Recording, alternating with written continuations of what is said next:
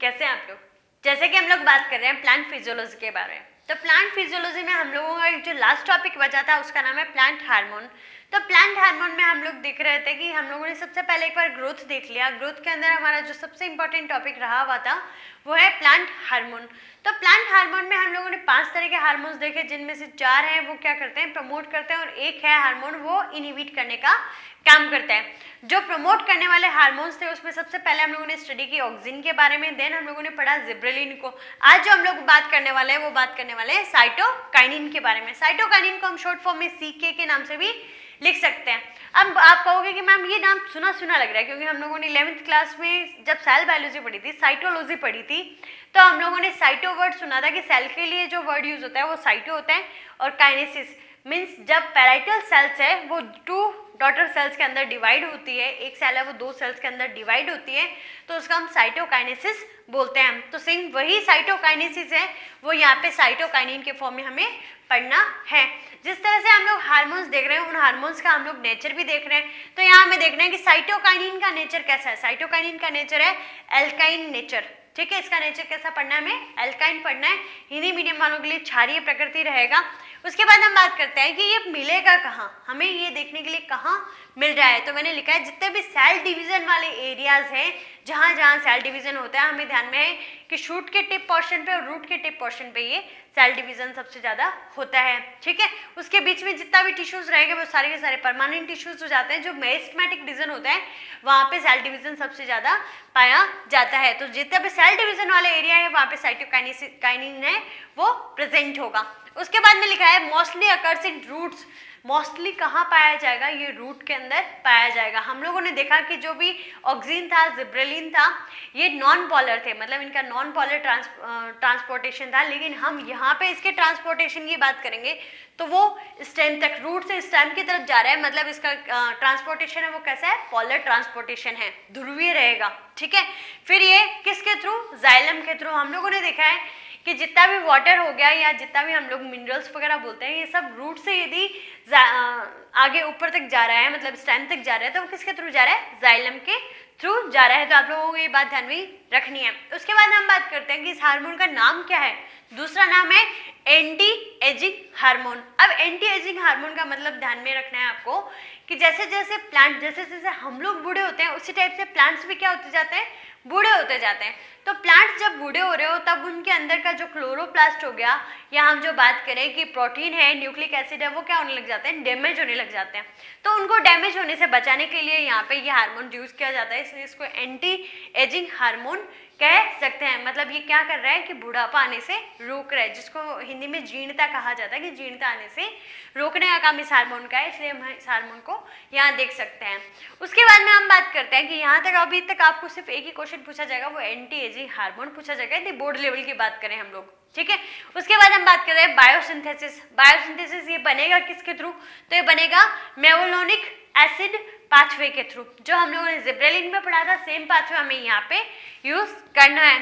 Cytokinin is a derivative of adenine base. Adenine base जो पढ़ते हैं हम लोग नाइट्रोजनी बेस में, उसका ही डेरिवेटिव है ये साइटोकाइनिन। तो आप लोगों को ये बात थोड़ी सी ध्यान में रखनी है। उसके बाद में जो क्वेश्चन बनता है वो डिस्कवरी से बनता है कि सबसे पहले साइटोकाइनिन है वो डिस्कवर्ड कैसे हुआ था। तो सबसे पहले क्या हुआ कि मिलर और स्कूग नाम के 2 साइंटिस्ट थे। उन्होंने क्या किया कि जो कोई फिश था, फिश है, फिश के स्पर्म में से एक डीएनए को रिमूव किया, ठीक है। तो यहाँ पे मैंने लिखा है हैरिंग फिश डीएनए स्पर्म, ठीक है।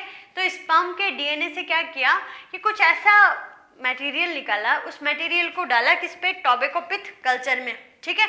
तो वहाँ पे सेल डिवीजन है वो क्या हो गया, बढ़ गया। तो उन्होंने कहा कि कुछ ऐसा यहाँ पे मटेरियल यूज हुआ है जिसके कारण क्या हो रहा है, सेल डिवीजन बढ़ रहा है। उन्होंने उस टाइम किसी टाइप का कोई हार्मोन वगैरह नाम नहीं दिया था, ठीक है। उन्होंने लिया किससे, हैरिंग फिश स्पर्म डीएनए से लिया, किसको, काइनेटिन को। काइनेटिन आपको ध्यान में रखना है कि काइनेटिन एक ऐसा फर्स्ट साइटोकाइनिन है वो डिस्कवर्ड हुआ था जो नेचुरली नहीं है अभी, ठीक है। मैंने नीचे लिखा भी है does not occur naturally in plants. Plants के अंदर ये नेचुरली नहीं मिला था, ये लिया किससे था, हैरिंग फिश से था। लेकिन एक्सपेरिमेंट किस पे किया, प्लांट पे किया। तो हम इसको प्लांट हार्मोन्स की तरह या प्लांट का कुछ ऐसा मटेरियल जो उसको क्या करवा रहा है, सेल डिवीजन करवा रहा है। तो आप लोगों को ध्यान में रखना है, टॉपिक ऑफ पिट कल्चर है, इसमें यूज किया था लेकिन ये नेचुरली नहीं मिल रहा था। अब आप कहोगे कि मैम हम प्लांट हार्मोन्स पढ़ रहे हैं तो हमें नेचुरली चीज पढ़नी है, ठीक है, लेबोरेटरी में बनी हुई चीज नहीं पढ़नी। तो यहाँ पे फर्स्ट नेचुरल साइटोकाइनिन है, उसको बोला जाता है जियाटिन। तो जियाटिन है, जियाटिन यहाँ पे आप काइनेटीन है, इसका फॉर्मूला भी ध्यान में रख सकते हैं, C10H9N5O, ये आपका क्या होगा, काइनेटीन का फॉर्मूला होगा, ठीक है।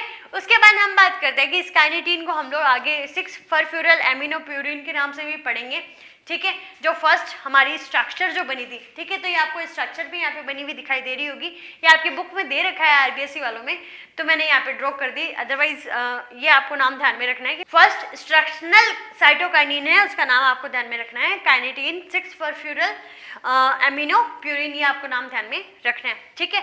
तो सबसे फर्स्ट नेचुरली साइटोकाइनिन कौन सा था, तो कौन सा था, जियाटिन था। और ये नाम ये डिस्कवर किसने किया था, लिथम ने किया था। तो लिथम ने फिर क्या दिया, साइटोकाइनिन नाम दिया था। Isolated from immature corn grain, आपको ध्यान में, कॉर्न ग्रेन मीन्स की जो मक्का, ठीक है, जो मेज होता है उसका नाम जिया मेज, तो जियाटिन, तो जिया मेज से आपको जियाटिन है वो ध्यान में रह जाएगा, तो आप ध्यान में रख सकते हैं। उसके अलावा और कहाँ साइटोकाइनिन है वो नेचुरली मिल सकता है, तो वो मिल सकता है कोकोनट मिल्क में। तो coconut milk are also perform activity like cytokinin, तो यह बात भी आप ध्यान में रख सकते हैं। एक तो हमने टॉपिक ऑफ एक्सपेरिमेंट किया किसका, काइनेटीन का, फिर जियाटिन जो मक्का से मिला हमें, और कोकोनट मिल्क भी साइटोकाइनिन की तरह ही काम करता है। तो आप लोगों को ये तीनों बातें ध्यान में रखनी है। अभी तक टोटल कितने साइटोकाइनिन है वो डिस्कवर कर दिए गए, 18 टाइप्स ऑफ साइटोकाइनिन है वो डिस्कवर कर दिए गए हैं। Cytokinin are formed by breakdown of nucleic acid, nucleic acid के ब्रेकडाउन से क्या बनता है, साइटोकाइनिन बनता है।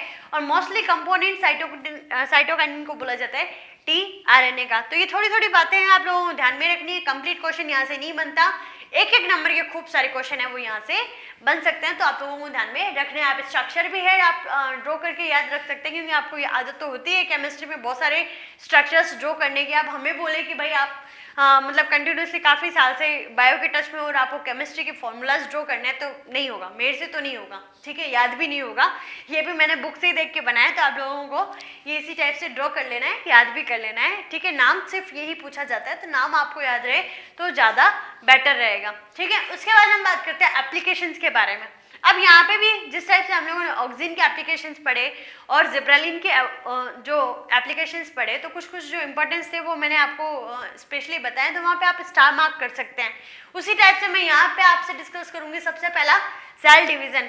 सेल डिवीजन को इंड्यूस करने का काम, मतलब प्रेरित करने का काम सबसे ज़्यादा किसका होगा, साइटोकाइनिन का होगा। तो ये आपको मोस्टली ध्यान में रखना है कि साइटोकाइनिन है वो टिश्यू कल्चर के अंदर क्या करेगा, सबसे ज़्यादा सेल डिवीजन को इंड्यूस करने का काम करेगा, ठीक है।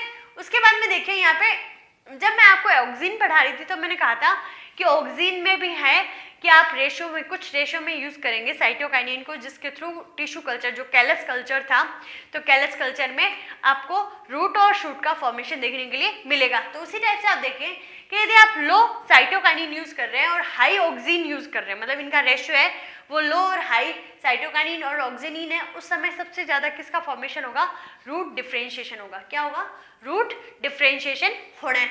उसके बाद में हम बात करें कि हाई जो साइटोकाइनिन है उसकी क्वांटिटी हाई रहे और ऑक्सीजन की क्वांटिटी है वो लो रहे, तो उस कंडीशन में सूट डिफ्रेंशिएशन हमें देखने के लिए मिलेगा। उसके बाद में यहाँ पे आगे लिखा हुआ है कि promote growth of lateral birds. अब ये चीज़ आपको ध्यान में रखनी है कि एपिकल बर्ड्स को सबसे ज़्यादा प्रमोट करने का काम ऑक्सीजन का था, वो लेटरल को क्या कर रही थी, कम कर रही थी। लेकिन अभी क्या है, लेटरल बर्ड्स है वो ज़्यादा बढ़ेगी और एपिकल ग्रोथ है उसको ये रोकने का काम करेगा। साइटोकाइनिन किसके अगेंस्ट काम कर रहा है, ऑक्सीजन के अगेंस्ट, ठीक है। कहीं कहीं ये साथ में मिलकर काम कर रहे हैं, लेकिन कहीं एक दूसरे के लिए क्या कर रहे हैं, षड्यंत्र रच रहे हैं, ठीक है। तो मोस्टली ऐसा देखा जाता है कि दो फ्रेंड्स भी हैं तो वो दो फ्रेंड्स साथ में पढ़ रहे हैं, तब तक तो ठीक है, लेकिन कहीं ना कहीं ऐसा दिमाग में चलता है, क्योंकि ह्यूमन नेचर है, ठीक है, कहीं ना कहीं ऐसे दिमाग में रहेगा कि यार वो यदि घर पे है, मैं उसके साथ में नहीं हूँ, उसने मेरे से थोड़ा सा ज़्यादा पढ़ लिया तो ऐसा होना भी चाहिए, ठीक है।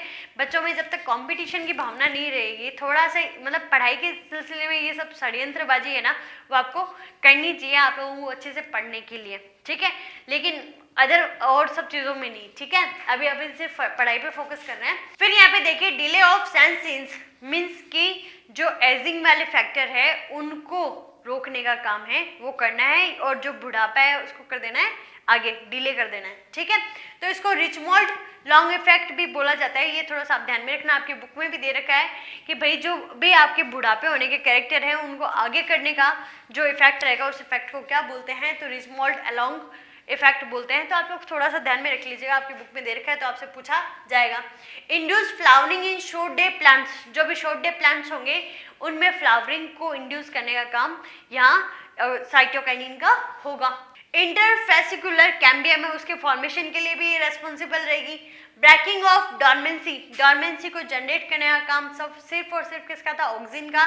बाकी जिब्रेलिन और साइटोकाइनिन दोनों क्या कर रहे हैं, ब्रेक डाउन करने का काम कर रहे हैं। इंड्यूसिंग फीमेल फ्लावरिंग फॉर्मेशन, जो भी फीमेल फ्लावर है उनको फॉर्मेशन करने का काम इसका रहता है।